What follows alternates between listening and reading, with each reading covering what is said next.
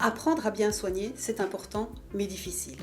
Pour garantir une formation performante, l'équipe pédagogique de la Haute École provinciale de Hainaut-Condorcet utilise la simulation haute fidélité. Des situations cliniques sont reproduites, mais dans des conditions réelles, pour que les étudiants s'entraînent, s'exercent sans risque pour le patient. Il s'agit vraiment d'un apprentissage actif et hyper réaliste. L'étudiant met en pratique ses connaissances dans des chambres de simulation, reproduction exacte d'une chambre d'hôpital ou d'une chambre type soins à domicile. Ces chambres sont équipées de plusieurs mannequins, outils de haute technologie qui représentent ce qu'il y a de mieux en matière de simulation clinique haute fidélité. Ils sont porteurs de capteurs électroniques et réagissent tant aux consignes des enseignants qu'aux interventions des apprenants. Le mannequin peut reproduire une variété infinie de cas cliniques. Chaque laboratoire de simulation présente des fonctions et des objectifs spécifiques. Notre premier laboratoire, Basile, est essentiellement axé sur la gestuelle. Ces mannequins ont des pièces anatomiques interchangeables qui nous permettent de répéter quasi à l'infini les différents soins afin d'aider les étudiants à acquérir une certaine habilité. Ici, les étudiants sont à plusieurs autour des mannequins, sous la guidance d'un enseignant. Cela permet d'avoir un retour direct afin de réajuster aux besoins la pratique.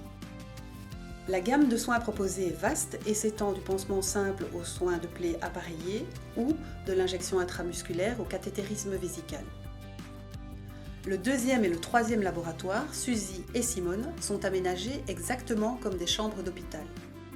L'étudiant agit alors dans un environnement qui est identique à la réalité, ce qui diminue le stress tant chez l'apprenant que chez le formateur. Cette technique d'apprentissage tout à fait innovante réduit les erreurs mais permet aussi d'adapter la séquence d'apprentissage au niveau de formation de l'apprenant qui acquiert ainsi plus efficacement les compétences requises. C'est aussi pour lui l'occasion de mesurer ses lacunes tant pratiques que comportementales. Bonjour Madame Dupont, je m'appelle Aude, je suis étudiante à la Haute École Condorcet de Tournai. Je vais m'occuper de vous ce matin. Comment allez-vous? Vous avez bien dormi? Chaque simulation se déroule suivant un thème principal en rapport avec le cursus de l'étudiant. Ce même thème contient des petits scénarios qui répondront à différents objectifs à réaliser durant la simulation. Le matériel de soins mis à la disposition des étudiants est identique à celui utilisé dans les structures de soins. On ne joue pas à faire semblant dans notre établissement, on pratique vraiment les soins grâce aux fonctions des mannequins. Les mannequins permettent de laisser faire l'étudiant sans risque et de voir comment il se comporte. Même en cas d'erreur, l'action de soin n'est pas interrompue afin que l'étudiant apprenne par la suite de ses erreurs. Tous les étudiants participent aux simulations, chacun ayant un scénario du thème à réaliser. Après le briefing, l'étudiant se trouve en situation de simulation. L'enseignant est quant à lui installé derrière une vitre sans teint. Il observe les phases de soins, la relation d'aide au malade, la démarche globale et le savoir-être. Il doit aussi gérer les réactions du malade, donner voix au mannequin et modifier les paramètres de celui-ci. Docteur Dupont, bonjour. Oui, bonjour docteur. C'est Amandine de la chirurgie vasculaire. Oui. Je vous téléphone au sujet de Madame Pasture. Chaque séquence de simulation est filmée et les autres étudiants observent en direct les actions de leurs collègues. Cela leur permet de prendre des notes sur les actions de l'étudiant durant sa simulation. Après chaque phase de simulation, un débriefing est organisé. Le débriefing se déroule en 3 étapes.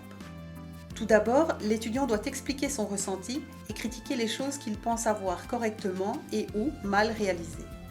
Dans un deuxième temps, les autres étudiants ayant suivi la simulation font part de leurs observations et de leurs réflexions afin de construire tous ensemble une analyse critique. Chaque séquence se termine par un débriefing de groupe animé par l'enseignant ayant suivi la simulation. Pour toute information complémentaire, n'hésitez pas à nous contacter à l'adresse ci-dessous ou à aller voir nos autres vidéos. À bientôt!